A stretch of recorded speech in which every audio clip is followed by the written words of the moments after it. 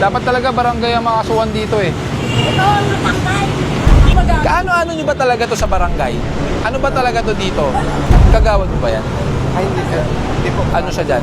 Ito po. Panot po. Tanod. Hi everyone! May mga kababayan tayo na porket tanod sa barangay hall ay nagtatayo ng tindahan at tila sila pa itong nagdadabog at napakaangas. Sa video na ito ay panoorin natin ang ginang na parang sa kanya ang bangketa na lakaran sana ng mga tao. Panoorin natin ang video na ito. Nagsimula ang video sa tindahan na nakailang beses nang na-clearing pero ibinabalik pa din ng ginang ang tindahan dahil tanod pala ang kanyang kamag-anak. Galawin.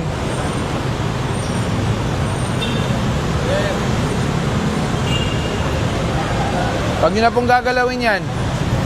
Huwag nyo gagalawin. Kuya, bitawan mo yan. Bitawan mo. Bitawan nyo na yan. Sabi ko sa'yo, bitawan mo eh. Ha?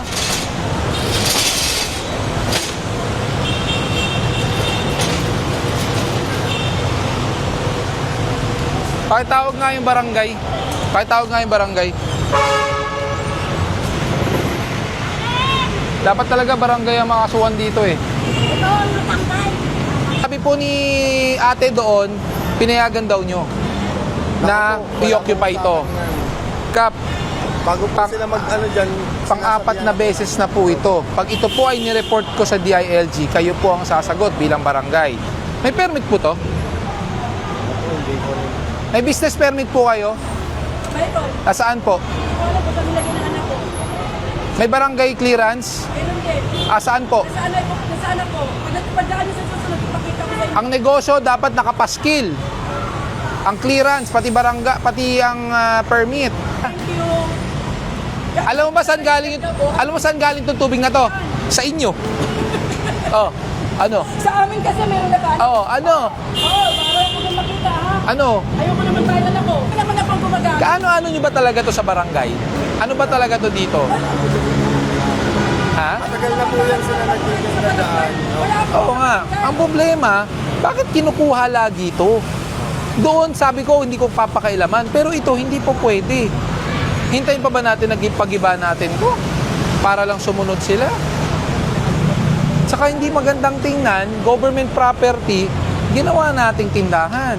So, hindi, Hindi po, ito po, noon pa po, bukas na po, ito po kasi ang right of way ni... kaya nga, Opo, nilagay. kaya nga, nasa ilalim tayo ng barangay, tapos, sinasabi niya, pinayagan niyo, hindi ko alam kung anong usapan niyo, ayoko makialam sa usapan niyo. Pero, I don't think maglalakas loob yan na ipagtuloy-tuloy ito kung wala talaga pumapayag. Kasi po, ang inalo naman po namin sa kanila, kapag ganyan, talaga po sisitahin kayo. Talagang... Kap, pwede mo ba ipangako na hindi na talagang babalik to? Opo. Kasi once na naabutan ko pa ito, ako na po susulat sa DILG regarding your barangay. Yes po. Kasi paulit-ulit na yan eh. Imagine nyo, galing sa kanila yan yung mga pinaghugasan. Sa amin talaga galing yan. Diba? Ito yan. Kagawad mo ba yan? Ay, hindi sir. Hindi po. Ano siya dyan? Ito po, panot po. Tanod. Yung tanod mo pa ang balak mag-alis para ipasok sa loob. Recorded po. Tanod niyo pa mismo. Diba? Paano niyo mapapasunod yan kung tao mo mismo ang tumutulong pa? Imbis na pagsabihan, alisin, nung dumating kami, siya pa ang kukuha para ipasok sa loob. Diba? Pare-pareho tayo na makakompromiso kayo niyan. Sinasabi ko sa inyo. Ayusin po po lahat. Pakiayos po ha. Opo. Ang sasakyan naman na ito ay nasa ilalim mismo ng no parking sign pero dito pa niya inilalagay ang kanyang sasakyan.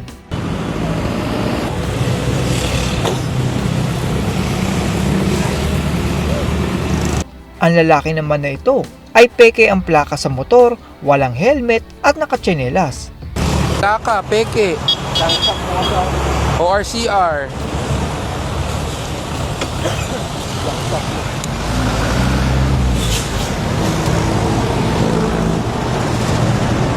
LTO, pa atras lang dito sa akin. May flag down ako.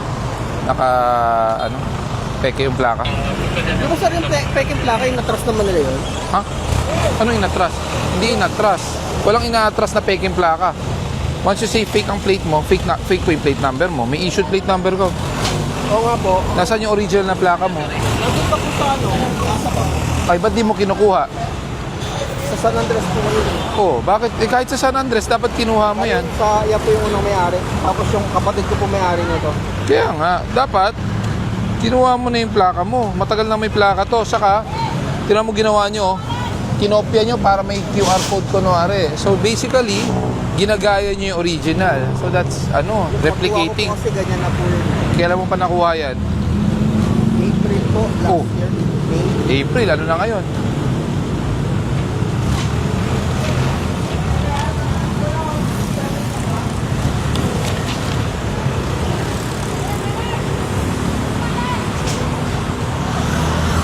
Failure to attach ka. Failure to attach authorized license plate, 5,000 po yun. Tapos helmet nyo pa po. Tapos dress code pa. Lumalabas, ano po yan? 1,500 po yung helmet, 500 po yung dress code nyo. Kahit na dyan lang po kayo, dapat nag-helmet kayo. Pero yung plaka nyo, matagal nang meron yan. Initial violation, no helmet. Tapos, dress code. Then apparently, naka-improvise. Failure to attach, may plaka na siya. Ang driver naman ng e-trike na ito ay nakipagpalitan sa sakay niya dahil wala pa lang siyang lisensya. May lisensya ka? Nakasabat na yun. Naiwan. Hindi ah. Hindi. Gawa po, one way po kasi yung pag-ganito po. Wait lang. Sino nagsabi sa alternate route? National road po to, C5 po to. Okay. Matagal na po since January na meron pong e-trike ban. Hindi po lisensya nyo ang kailangan ko siya dahil siya nagmamaneho. Ako po nga nakipagpalit lang ako kasi Oo po. promise po. Hindi po. At the time of apprehension, sino nagmamaneho? Yung totoo. Ako po sir. Yan. May lisensya ka o wala? Meron na sa bahay. Huwag niyo po sasabayan. Siya po kausap ko. May lisensya ka o wala? Bahay po. Sigurado? Opo, ticket na lang po. Wala. Hindi ka authorized. Ba't ticket ang lisensya mo? Nahuli ka na. Hindi, taxi po. Nahuli ka nga nung nagmamaneho ka ng taxi. So bakit di mo tinubos? Wala naman, lumabo na po mata ko kasi Kailan pa yan? matagal na po. So matagal ka ng walang valid driver's license. So bawal po kayo magmaneho nito ng e-trike. Kailangan nyo po ng lisensya. Unang-una po, nasa National Highway po kayo, C5 extension. Well, pwede. Kaya nga tinan nyo, nandun kayo sa kaliwa, gitna po kayo. Pasensya na po. Kasi dito po kami nakatira Yan dito. lang po kasi. Kaya nga po, bawal nga po kayo dito dahil highway po Pwede ito. po makiusap po sir. Hindi po, yung isa nga po hindi ko pinagbigyan din eh. Sige na sir, may lisensya naman. Okay na po kasi siya na lang po yung Hindi po. Kung sino po ang nagmamaneho, para naman natin binabaliktad ang batas. Di ba? Yung nagmamaneho, walang lisensya, tapos ang magpapatiket yung pasahero. Kaano-ano mo? Dito po, nagatid lang kami ng... Opo, Saka dito po, po may po study talaga na po siya. namin siya. At saka yung kita ko po, nakumpine siya ngayon dyan. Ilang beses na kayo dumadaan dito? Ano po, Araw-araw. Sir, aminin, pag school nag-emergency lang days po lang kasi ako po. dyan sa ano. School day, so ibig sabihin Monday to Friday. Hindi po, hindi po. Hindi naman, hindi sir, hindi lagi. May suggestion ako may suggestion po ako. Mag-usap muna po kayong dalawa para iisa po ang kwento nyo at sagot nyo dahil magkaiba po kayo ng kwento. Sige na sir, please na po. Patikitan na to, pakitikitan na. Sige na sir. Patiket na rin to. Tow truck, tow truck. Ang may-ari naman ng van na ito ay naglagay ng no parking sign para siya lang ang pwedeng mag-park sa kalsada. Ikaw naglagay niyan. Kami yung mga mga security guard dito. Nang ginagawa pa. Okay, so ang ginawa nyo, naglagay kayo ng no parking, motorcycle, vehicle, truck. Pero truck nyo nakapark. Ang pag ginawa namin sir po, dahil hindi pa man ito ginagawa. So ibig sabihin po niyan, nilagay nyo yan para hindi paradaan ng ibang tao. Pero Oo. kayo, pwede. Ang ano kasi yan boss yung kung ano lang nga kwento nga, ina lang na ano man. Hindi nga po. Ang tanong ko nga po, nilagay nyo yan para hindi Oo. paradahan ng tao. Oo, sa meron. Para kayo lang ang pwedeng pumarada. Sinabi ko sir So yun. Wala ko dyan. Wala tayong magagawa dyan. Pag may ano Talaga. Opo, matitikitan po talaga yan ha. Ginawa namang repair shop ng mga sasakyan ang kalsada at bangketa ng ating kababayan.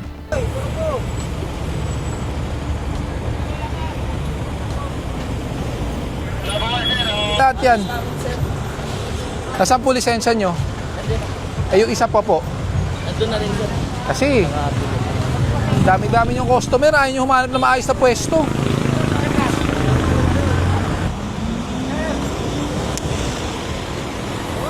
Kuya, hinto mo. Expired naman ang lisensya ni Kuya at tila peke pa ito dahil ipinalakad lang niya ang kanyang lisensya sa ibang tao nung siya ay nagtatrabaho pa. Technical din pa. Expired mo lahat. Expired din.